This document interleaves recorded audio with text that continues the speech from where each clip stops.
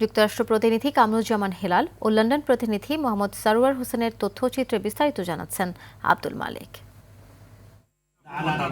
যুক্তরাষ্ট্রের মিশিগানে ভ্রাম্যমাণ কনসুলার সেবা প্রদান করছে বাংলাদেশ দূতাবাস ওয়াশিংটন। বাংলাদেশের সোসাইটি অব মিশিগান ইউএসএ এর সার্বিক সহযোগিতায় প্রবাসী বাংলাদেশি ৩ দিন ব্যাপী সেবা দেওয়া হয়েছে। মিশিগানের ওয়ারেন সিটির আল ইহসান ইসলামী সেন্টারে 482টি ই পাসপোর্ট, 1017টি নো ভিসা রিকোয়ার্ড ও 39টি পাওয়ার অব অ্যাটর্নি সেবাগুলো গ্রহণ করে বাংলাদেশি প্রবাসীরা। মিশিগানে স্থায়ী কনসুলেট সার্ভিস না আসা পর্যন্ত প্রতি 6 মাস পর পর এই ভ্রাম্যমাণ কনসুলেট সার্ভিস দেওয়ার আশ্বাস দিয়েছে দূতাবাস ওয়াশিংটনের কর্মকর্তারা। প্রবাসী বাংলাদেশিরা সেবা গ্রহণ করে আয়োজক সহ বাংলাদেশ দূতাবাস ওয়াশিংটন এবং বাংলাদেশ সরকারকে বিশেষভাবে ধন্যবাদ জানাই।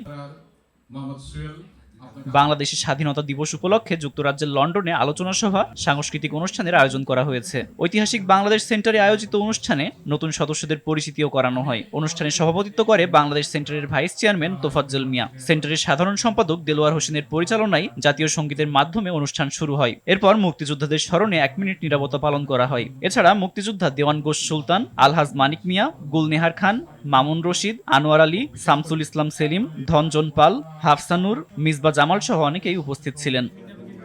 আব্দুল মালেক, RTV।